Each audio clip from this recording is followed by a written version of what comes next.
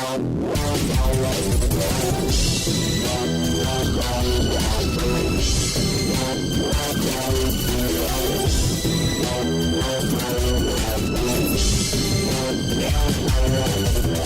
everyone, and welcome to the Road to Freedom podcast. I'm Patrick. And I'm Matt. And we're finally live and kicking. We got everything out on Google Play, on Stitcher, on iTunes. For a $1 trillion company, that took a while because for some odd reason they didn't want to authenticate anything. But we're finally on iTunes, the largest MP3 podcast place in the world, which is nice. So you can find us on any of those if you have Podcast Addict like I do, where it takes all your podcast feeds into one. We're on there, so that's awesome. You can also find us on YouTube and various other places, but those are the main ones. Today we're going to be discussing a few news articles, and then I think we're going to end the podcast there, and then we'll record another one dealing with education and the non-aggression principle. And so we'll hit to that. Just some updated news for me. I've been chosen to sink further into local government by being chosen as a board of trustee board member for my local township. So I'll be bringing a bunch of stories on how to what type of intrusion even on the local level government has in our lives, because there is definitely some. So I'll have that from a local government perspective. But last night I also registered to be a member of the Libertarian Party, so I followed in similar fashion to the Mises Caucus and Tom Woods and Dave Smith and all those guys that did it. So I'm out $50 for the national and the local. So hopefully I can report on political action there as well. So today we have two news stories. One just super interesting, which is Disney having a private government and what all that entails. So we're going to be giving you our reaction to that. But first we're going to start with a local news story about the trouble with homeless people in public parks that's occurring in the main part of our city.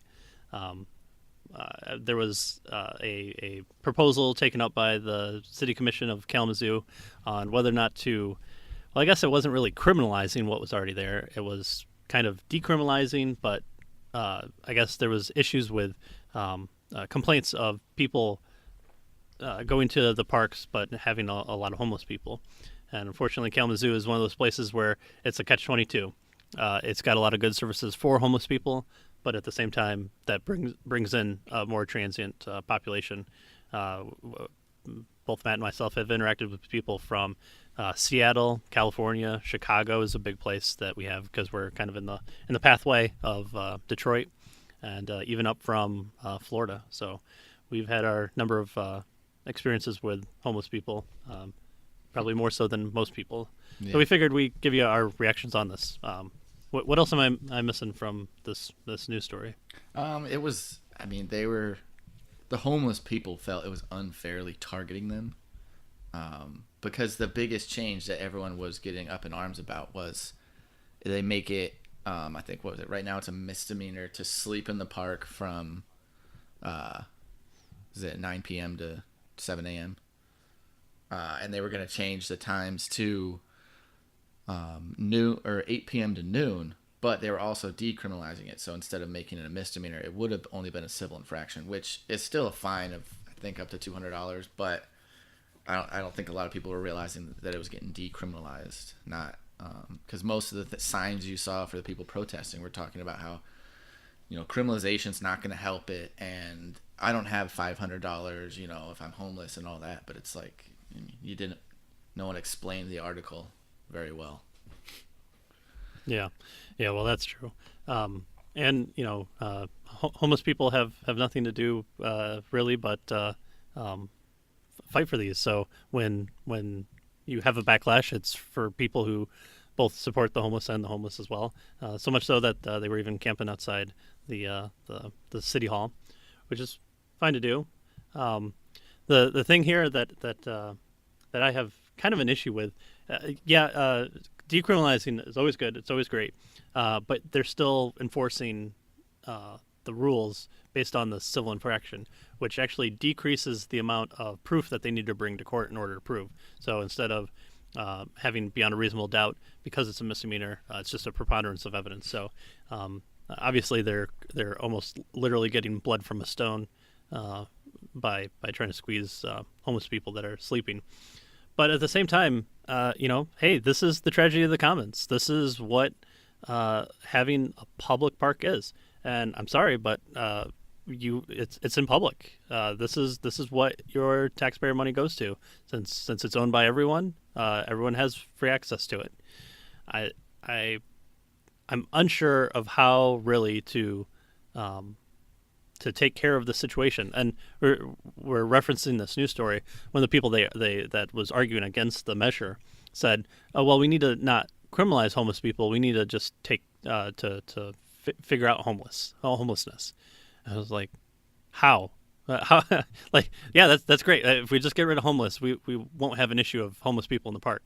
Like it was such a non sequitur that the news ended up citing this person like it was a profound statement. Like, oh, you know what? We haven't tried helping the homeless not be homeless. Oh, okay. Yeah, what a novel for those idea. yeah. Well, and Kalamazoo is like I said, there's like 4 different spots that you can sleep in different areas, and they all have rules, as they should. There are people who've made it their ministry to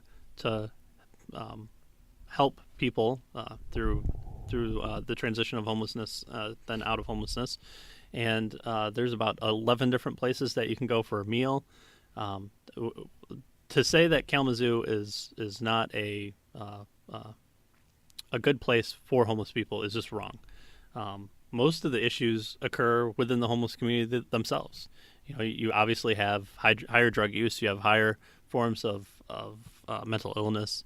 So I think that's what a lot of people are complaining about. But at the same time, it's public property. It's able to be accessed by anybody. Yeah, because they're mainly talking about Bronson Park downtown too, and that kind of park, like it's not a park that really has park hours. Like some parks will close gates and be like, oh, we're only open. We close it open from dusk to dawn. But I mean, yeah, it's just a flat open area, really. Yeah, it's just a kind of city park that takes up a block and 2 blocks, maybe 2 blocks wide, maybe a block and a half. Sure. Yeah. So I mean, they're really not going to keep people away from it, and I mean, unless you fenced it off. If they want to fence it off, but like you said, it's a public park, so that's right. The burden that comes with having a public park is it's a place where homeless people are going to end up going because it's got grass and it's nice. Right. I mean, how are you really going to throw people off? So, the law said something about that if you slept there for 2 hours, then you could be ticketed. Well, what if I was out reading a book and it was so nice outside that I took a quick little nap and I was out there for 2.5? I'm not transient. Should I get a ticket as well? Well, I mean, yeah, for the law being applied equally, which we know the law is always applied equally. Always. So, of course, I've since I've been speaking more on libertarian issues, I've been getting more vocal and stirring up trouble on social media. And one of my comments to the news article was to figure this out, what should happen is that they should privatize the park. If you make it somebody's, then that person is able to control access, and you would actually have an improvement upon the grounds. But then you might have monuments or fountains that go up that have naughty images on them, like the truth that Native Americans were being subjugated by settlers. Oh man, we definitely can't have that. So let's all forget about that. But people really took umbrage to it. Someone commented that if it was privatized, that it would be built up within a short time span. Someone just said that they just couldn't believe that I would suggest such a thing. And that's the problem. What if the best use for that property isn't a park? What if the best use is for a business? It's right in the middle of downtown. It really doesn't do much of anything other than it seems just to house people, as has been the complaint. Um, they turned off the fountains. They used to let people just wade through it, but then there was too many complaints about people bathing in it, and so if you put it in someone's control, you make that person responsible for it. You can still have full access, just as you would with a business. Anybody can come in until such a point in time that you ask them to leave. And I've been in a meeting before with downtown businesses who are complaining ad nauseum. They've been doing this for months and months and months. They were talking to the police there. They had members of the community there. They had local leaders there, and they were complaining about the people smoking on the areas outside their stores and sleeping on the sidewalks outside their stores. And I was ordered to stay silent during that meeting, but all I just wanted to say was all this could be taken up and done away with if you just privatize it. You allow people to come, and if they started smoking, you ask them to leave. You then control the property. But when it's public property, you have the tragedy of the commons. It's plain and simple. So what is there to prevent really somebody from laying claim to that spot to lay down or to smoke or whatever it might be? Yeah, and I mean it's the whole cops trying to kick them out or get them going. I mean, you can't trespass somebody on public property, especially if they keep their non-sleeping hours. So I mean, yeah, I'm not sleeping. I'm sitting on a bench. So, get away from me is all they got to say. Well, and it's one of those things where you're not going to get rid of the homeless problem in an area that is beneficial to homeless people, because without a cost associated to a service, you're going to have people come in and utilize those services. Now, charity, it's way different than just a government program, because there's still a charity still able to discriminate and prioritize costs and services, and obviously they know how many people they can fill up before they're at capacity, which we see with some of the local ones. Yeah. So obviously, my suggestion was not heeded by anybody. The measure was voted down, and like all good government decisions, it's become a stalemate. So the people who complained that kicked off the suggestion for the new improved ordinances, whether they're improved is a matter of taste there. But so they're still unhappy.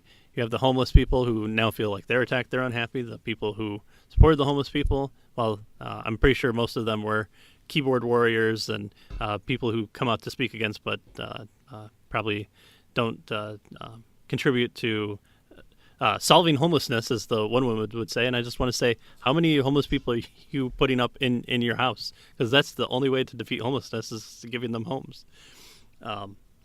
And so we see government hits an impasse and allows nobody to be happy, because with public land, you cannot trespass somebody from, because everyone's the holder of that property, which is also untrue, because obviously the government, if they wanted to, could kick you off that if they wanted to with the police or with rules. So they could make it a dong to dust. Well, I own my house, and I'm able to access it at any time, whether dawn or dusk.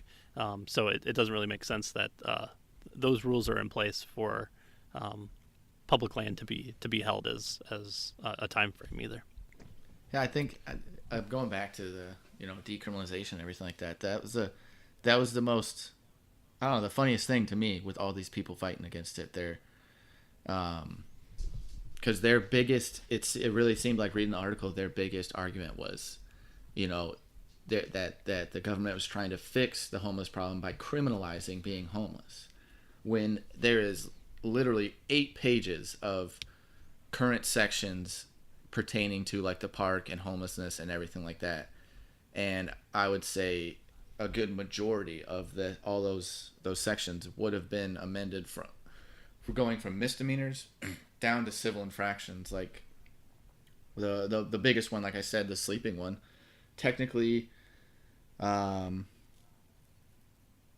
sleeping in a park from 9 p.m. to 7 a.m. is a misdemeanor right now, and they would have changed it from 8 p.m. to noon, but it would have been a civil infraction. So that's the funniest thing to me. Like, not that I agree with ticketing or anything like that, or the homeless being on public property, but so many people just never took the time to read an article or really ask what was really going on with this whole thing, because all they were worried about was, oh, you're trying to criminalize, when in reality they were decriminalizing it. So they kind of like shot themselves in the foot for that, because now a bunch of homeless people are still going to be facing misdemeanor charges for something that could have been just a civil infraction. And a lot of times, maybe a cop dealing with that might have just been like, hey, just get out of here and I won't do anything. But it's a misdemeanor now. Yeah. So and I mean, that does talk to the point of our non-aggression principle. Are we willing to throw homeless people in cages and deprive them of life, liberty, and what property they do have in order to just move them out of an area where people who don't like it are at?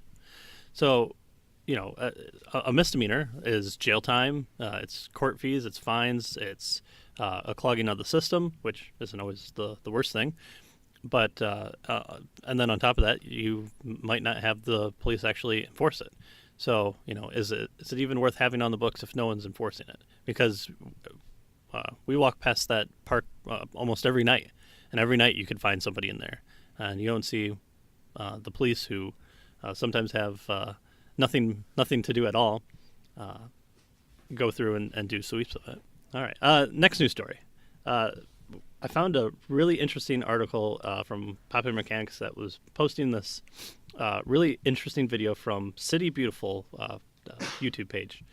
It's about Disney World and how it's run internally as a government, but not just internally, but how it is situated as its own private government within the state of Florida.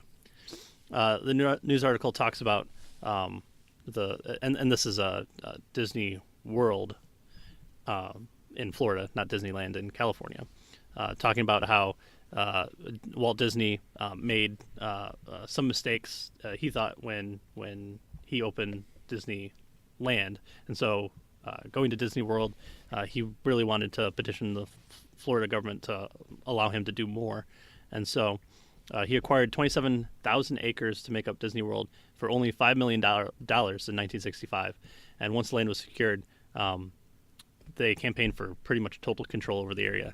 So what I thought we would do is we'd listen to the video and comment along the way, because there's a lot of interesting points here that we'd like to discuss.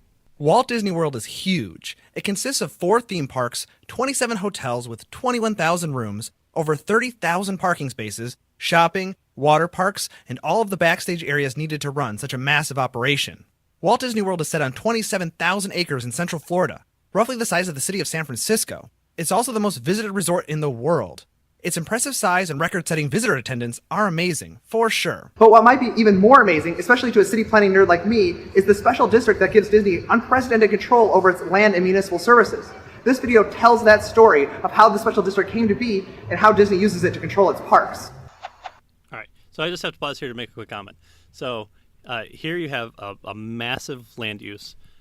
Why isn't there rampant crime in this area? Like, why aren't people getting murdered? Why isn't rapes occurring? I mean, I'm sure there is crime afoot within it, but if you think about the size of it, he says it's the size of a small city. So what's the difference then between a city and Disney World? Well, yeah, not even just a small city. I mean, well, if you count all the 27,000 acres, it's the size of San Francisco. Yeah. So here you have a private business willing to, first of all, they have a cost fee associated with it, so there's a barrier of entry there. But you also have a group of people who are like-minded, who are controlling the property and its use. So you have the ability to enforce your rules and have it be protected beyond what just the legal requirements are. You have people that want to be there. You have people who are all working together in the sense of societally to form lines, and I'm sure there's cutting from time to time, but no one is sticking a gun in someone's ribs and saying, hey, I'm moving to the head of the line. because there's security that can come through and evict that person from the property. So it's just interesting that the size and the makeup doesn't seem to encourage crime rate as what we see in cities that are publicly owned and administrated. Our story begins in the early 60s. Disneyland in Southern California was a huge success for Walt Disney and his company, and now his thoughts turned toward expansion. He had several possibilities in mind, including potential parks in St. Louis, Missouri, Niagara Falls, New York, Washington, D.C., and Monterey, California. The most likely option, however, was a second Disneyland somewhere in the state of Florida. In the 1960s, Florida wasn't the resort destination we know it as today, particularly in Central Florida, which was then primarily orange groves and swamps. But where most saw swamps, Disney saw opportunity, and a whole lot of land. One of Disney's regrets about Disneyland was that he didn't buy more land around the park. Instead, low-quality development grew up around the park and clashed with the high-quality environment Disney created inside the park. Disney wanted enough land to build the park the way he wanted, with a buffer or greenbelt surrounding it. Disney chose the Central Florida location. Wait, so you're telling me that a rich guy who wants to promote businesses actually wants a green buffer around him? I was told that business people hate the environment. Yeah, imagine that. Over the other possibilities in 1963, and by 1964 he was scouting the area for tracts of land large enough for his ambitions. The company eventually settled on 27,000 acres near a newly built highway that connected Tampa to Orlando.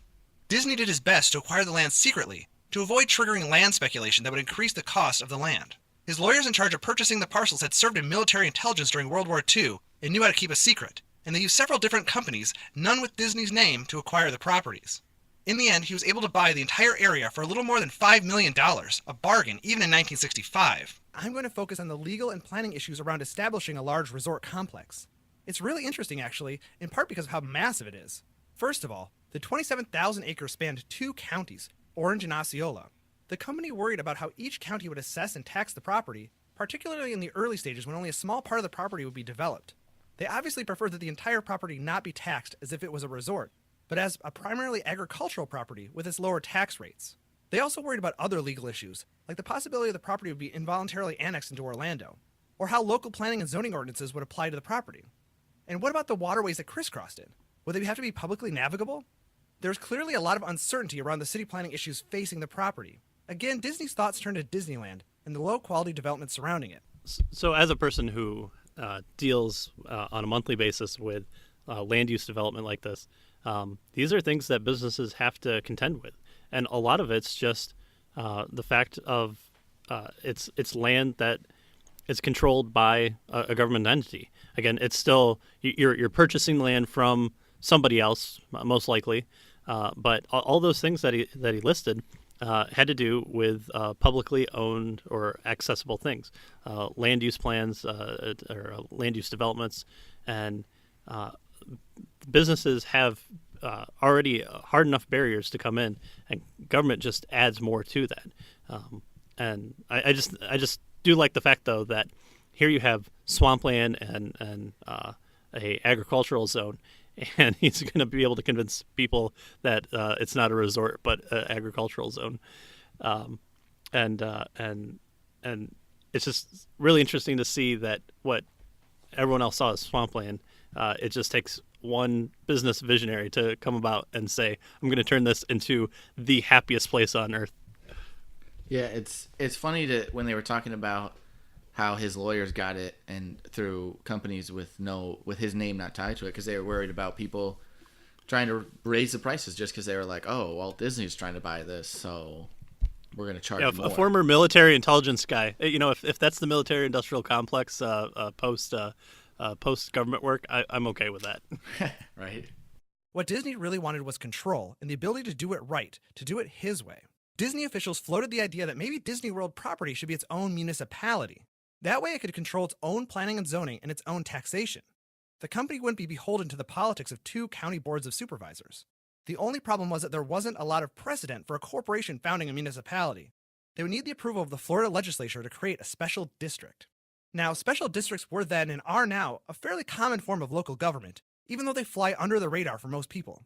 Utility districts, irrigation districts, and park districts are all examples of special districts. They are usually established to administer one thing. Disney wanted to administer everything. The company had another problem too. I don't know how it's possible that a company could think it's within their own best interest to determine what to build and how much to build on their own property. I mean, I'm told that central planners have to do that because they're the smart ones, right? Yeah, how dare a business think they know how to run their own business? Yeah. You buy a plot of land and you go, well, I'd like to put a grain silo there. And you have to file a fee, pay taxes on it. If it's not already allowed within the ordinances, you have to go before a planning commission and beg for you to do what's not written, but you have to ask for approval and permission to do on your property what you will. You can't just do it and then after the fact, if they don't like it, they can come knocking on your door. You have to go and seek approval. And they say they wanted to control their own taxes. Do you think they tax themselves a lot? Nope. Yeah, exactly. Because tax is a barrier for entry for them. So this trying to break away and I mean really form their own type of government seems to have worked out for them. Yeah, and could you imagine how crappy of a park Disney World would have been if they had to, like they were saying, they had to go through 2 county boards, and anytime they wanted to build anything or add anything to the park, like this would be the unhappiest place on earth if they hadn't granted them their own private government. It's like the episode of Simpsons where the IRS takes over the Krusty Burger and they fill out the tax documents. They say they'll get their hamburger within 4 to 8 weeks. Yeah. I just imagine. First of all, it took 6 years to build this roller coaster because old Maud over there didn't like the blue steel. She wanted the purple one because it matches her posies more. And then we have to have definitely 2 lines, one for the poor and one for the not so poor. And somehow eventually the poor line would become degraded over time and the rich side wouldn't be. And then there'd be crazy people that says, well, why don't we just turn this over to people who have a stake in the game and they'll be called crazy. Yeah. Special districts, like cities and counties, are administered by boards that are elected by the residents of the district. Disney officials recommended that they never build any homes on the property, so essentially the company would have total control over the special district board and wouldn't have to appease residents of the district. Now, Disney himself wanted to build his experimental prototype community of tomorrow, or Epcot. The original plan for Epcot was not the weird combination of dated technology pavilions and people-scale country dioramas it is today, but instead a new vision for urban living that would be the home to real people. So how did they solve this problem? When the state legislature created the special district in 1967, dubbed the Reedy Creek Improvement District, they granted voting rights to landowners only, and landowners got as many votes as acres they owned. Thus, renters and owners of less than a half acre were not allowed to vote for district supervisors. So what I like about this is Disney has a plan to do this kind of world of tomorrow to see how cities of the future would look like. And it's almost meta in the sense that he then develops probably one of the best ways to set up future cities, which is to privatize places and have voting rights based on how much acreage you own.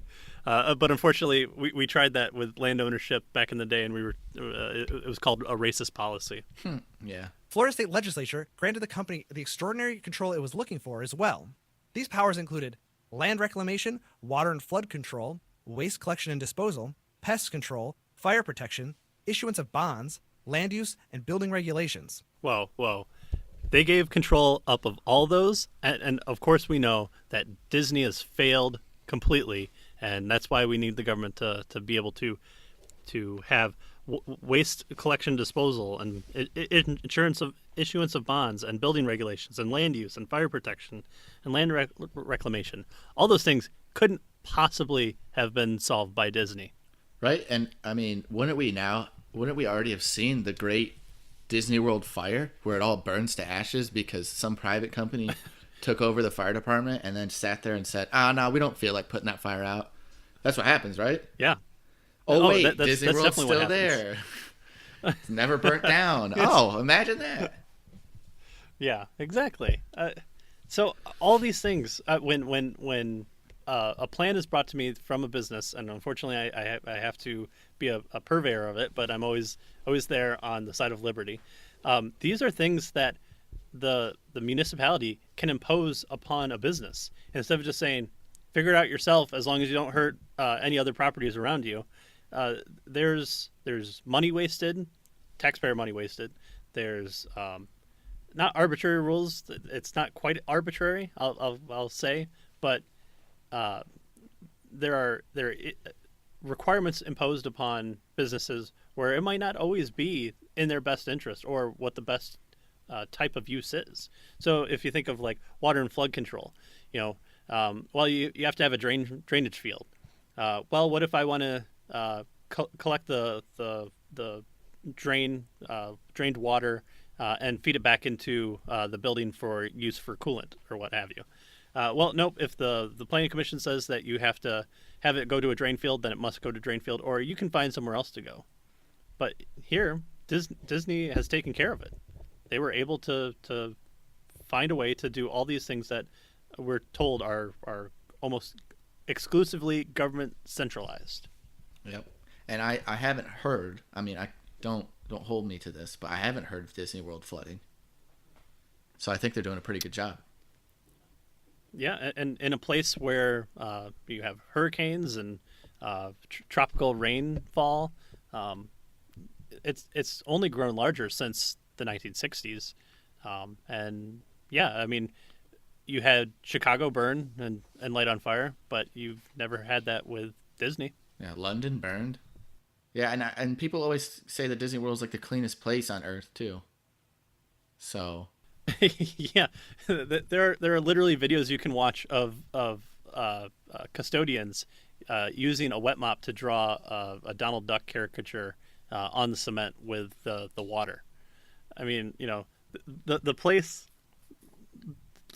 works. That's the thing. Like, I'm sure underneath there are a lot of politics involved, internal politics, but at the end of the day, they've been going strong for 50 years because they've been able to adapt. They've been able to change. They haven't had to go to a central source that only meets once a month to figure out if they should tear down a building or build a new building. They went to a board of directors or a plant. I think they call them Imagineers, and they just kind of give them free reign to be creative. But I just like the fact that Epcot was kind of designed for this futuristic look. And yeah, it's funny to go through it now and see how it's dated. But at the same time, what if we just took the Disney model itself and kind of metaized it and allowed for these private cities to arise? Yeah, it'd be interesting to see. Yeah, well, and that's the thing, and we'll talk about that when we go to our education part. But you have 50 different states. You have how many thousands of counties. You have how many hundreds of thousands of cities. You have how many other bifurcations of that. And you're telling me that we can't, do experimentation to see whether or not a certain makeup, a certain design works better than the others, so that, hey, this one failed, but this one did a little bit better. Oh, this one did a lot better. Let's tweak that and just have a decentralized version of it. Why are we beholden to this idea that, an elected body is the best way to organize society around? And if you ever want to do anything concerning your own property or your own person, then you have to go ask for permission to do pretty much anything. Yeah, you think by now we would have had more places that have tried this kind of thing too. Yeah, they probably didn't have the clout that Walt Disney did back in the 1960s. I got to think that probably his lawyers and probably the ex-military dude tried to slip enough underneath those councils that they probably got their way that you wouldn't ever find today. Yeah, well, just not everybody can be as woke as Walt Disney. Yeah. Well, yeah, because his head is still frozen. Yep. And yes, I know that's an urban myth, but that's what makes the joke funny. Disney was successful in getting these powers from the legislature for a few reasons. First, Florida was eager to have Disney in the state. Tourists back then flocked to Florida's beaches, and now Disney was giving Central Florida a massive economic engine. Second, Walt Disney... Yeah, that's the thing. Businesses breed business. You're going to have, even in Disneyland, you had people come in, you had a low avenue of entry, and you had all these, kind of what Disney considered like crappy shops pop up and built up around it. But you're also driving in a desire for other businesses to come in. It's a good business only brings in other good businesses and other types of centralized living. So you have houses built in business or in different developments because you want your workers to be close by enough so that they can come work for you, and that expands upon not just a large business like Disney, but then you have franchisees pop up with your McDonald's and all your other types of business. So this isn't this only benefits Disney. This benefits everybody in that area, and for people that want to say, oh well, this spot's too commercialized and too built up, then they're able to move and form their own administrative private neighborhood and say we want to keep all businesses out and we only want this to be a residential area. It doesn't have to be from a central planning area. It just has to be enough people who agree upon it to make a contract between each other.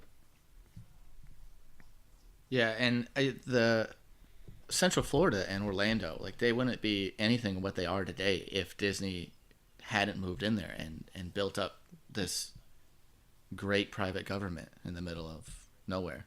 Died in 1966, and he was a beloved figure at the time. His death likely added some sentimentality to the vote. And finally, at the time, the company was still committed to people living in Epcot, and the state wanted to be home to a new experimental community. In fact, many of the powers they bestowed upon the district alluded to this futuristic community. For example, the section allowing the district to operate transportation systems included a line that allowed them to develop systems now or hereafter invented or developed, including without limitation novel and experimental facilities. But wait, we need permission in order to do this. What if someone puts a nuclear-powered engine in a car and it just blows up and kills a bunch of people? How dare they? Who gave them permission? So now the company had its special district with extreme control over their property. They went even farther than that, though. In addition to the special district, the state legislature approved 2 new cities within the district, the city of Reedy Creek and the city of Bay Lake. Disney controls these cities by only allowing a handful of Disney employees to live there. When the state legislature established the 2 cities, they were able to do pretty much the same things the district was. I say pretty much because there were a few additional powers granted to the cities. They include the authority to build and maintain healthcare facilities, the authority to provide police services, authority to regulate the sale of alcohol, and authority to establish and operate a municipal court. Basically, Disney can issue itself a liquor license when it sets up a new restaurant. And we saw the anarchy that occurred because they were able to have their own police force and issued out all these alcohol sales, right? Yeah. That's what we see. Yeah, Disney is Escape from L.A., and we need to send Snake Plissken in. Yeah, the interesting thing is they have the power to set up their own police force, but I found in an article they have 800 security staff, but arrests and citations are issued by the Florida Highway Patrol and along with Orange County and the Osceola County Sheriff's deputies. So they have the power to have their entire own police force, but they still allow the actual sheriffs and police to come in for arresting and writing citations. Sure. Well, I'm sure it's probably cheaper for them, but they probably could do away with not having the police in there at all. Yeah, they totally could. And they have the power to. But how about medical facilities? Obviously, those have to be super regulated too, right? I mean, you hear people used to just croak left and right at Disney because of the unregulated nature of their medical facilities. Well, and of course, anyone with Medicare or something like that would obviously be turned away at a private hospital, right? We won't treat you. We don't care about you. You're not giving me money. Yeah, right. Exactly. Furthermore, the state legislature allowed the cities to provide these services to nearby municipalities, which of course included the Reedy Creek Improvement District. Now, despite the ability to have a police force and operate courts, the cities and district do not operate them. Still, the state legislature gave the cities and district, and really the Disney Corporation, vast authority over their property. This authority was challenged in court in 1968 by the state of Florida.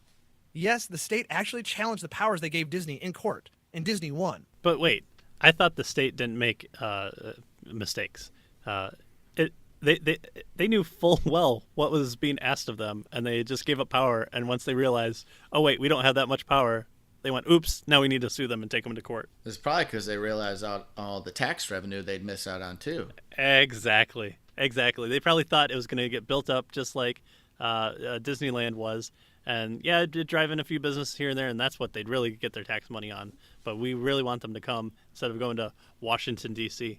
Oh man, could you imagine them trying to get this type of deal in Washington D.C.? Oh my gosh. Well, the interesting thing too is I found an article that Disney still pays property taxes on their land because it says the only areas where the district had to submit to the county and state would be property taxes and elevator inspections. So they still have to get state elevator inspections, but they do pay their property taxes. So, but I mean, I can only imagine the kind of taxes would be levied against them. Like, for instance, I mean, what is it to buy a ticket? Like, I mean, it's still pretty pricey to buy a ticket, like $100 or so. Sure, yeah.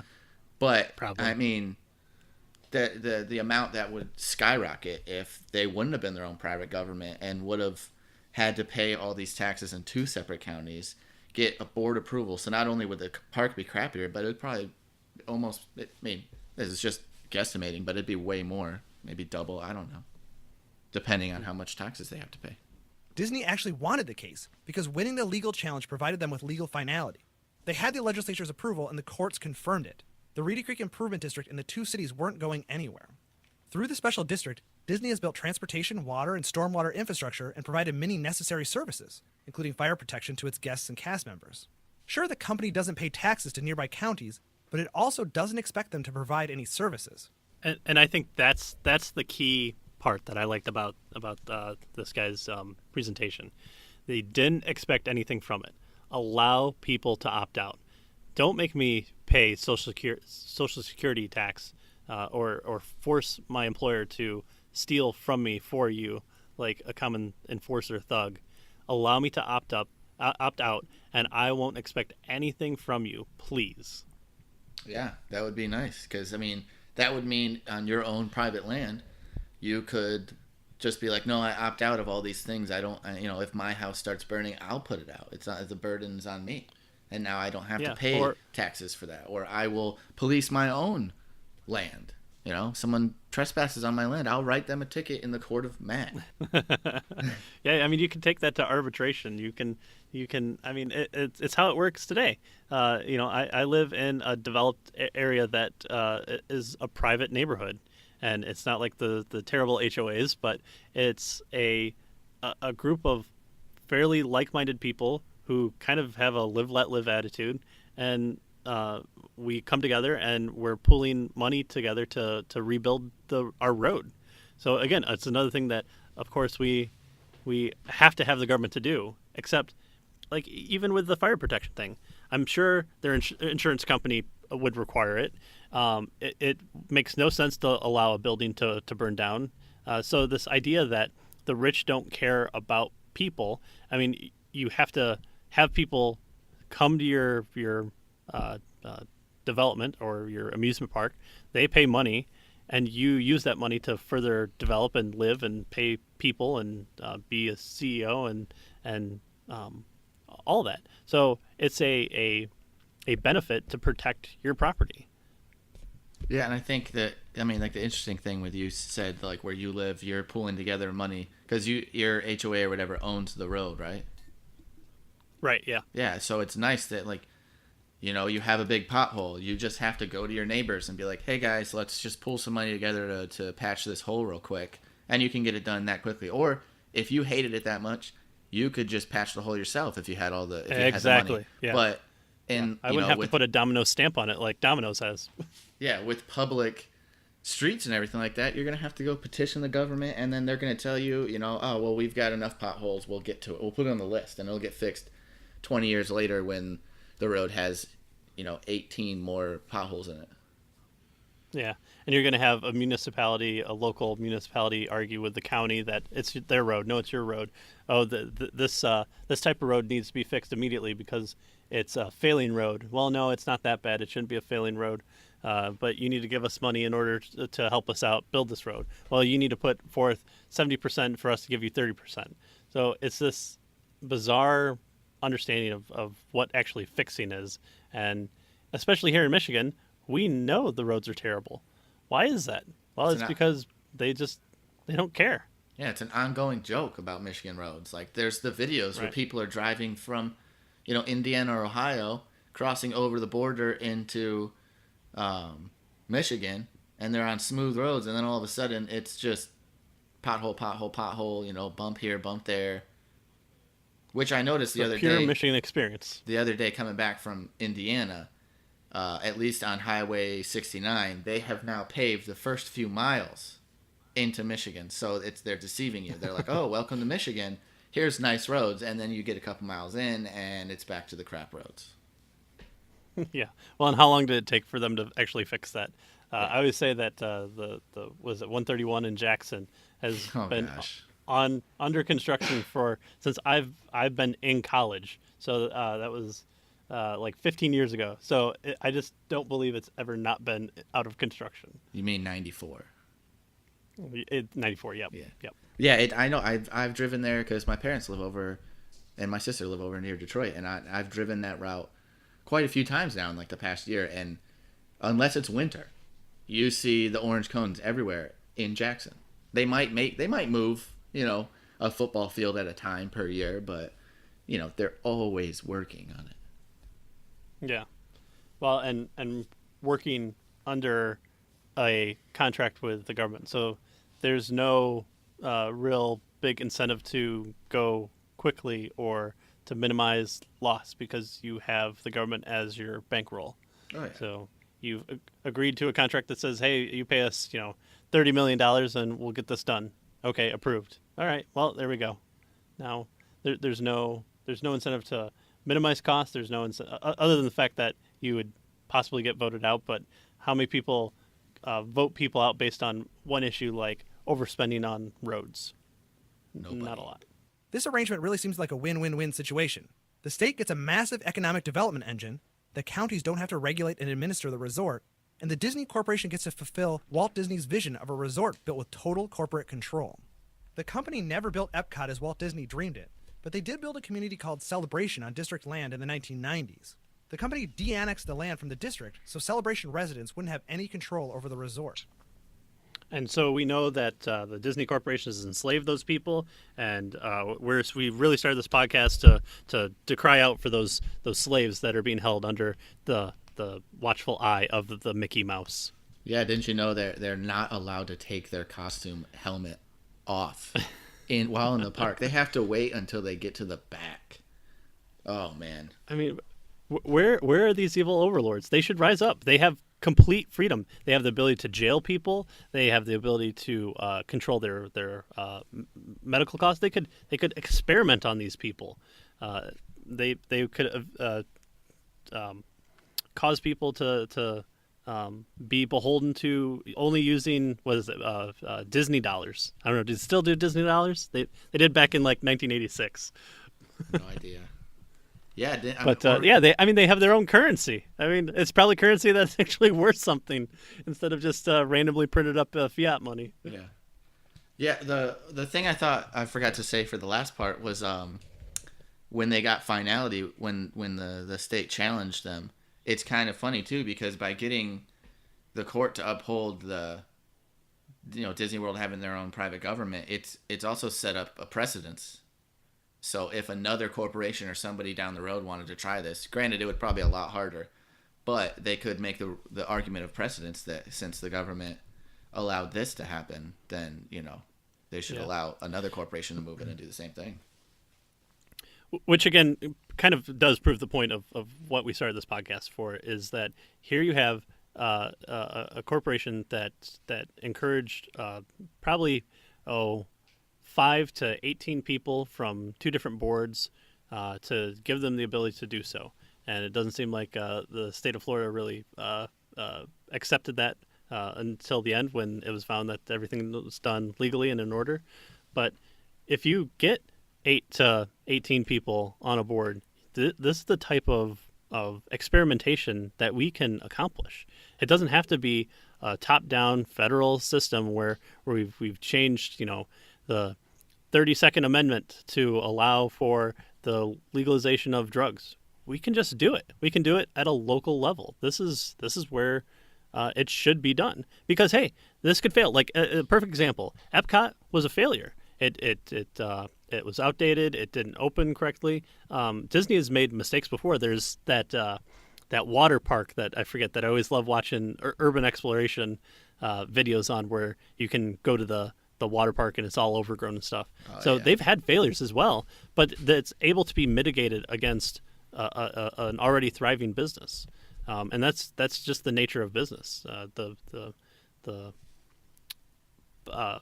Disney didn't view that section of the park as, well, it's too big to fail, or well, we'll just let it be run down and overgrown, and we'll send the police in and to over enforce the area, because that's where obviously all the criminals are.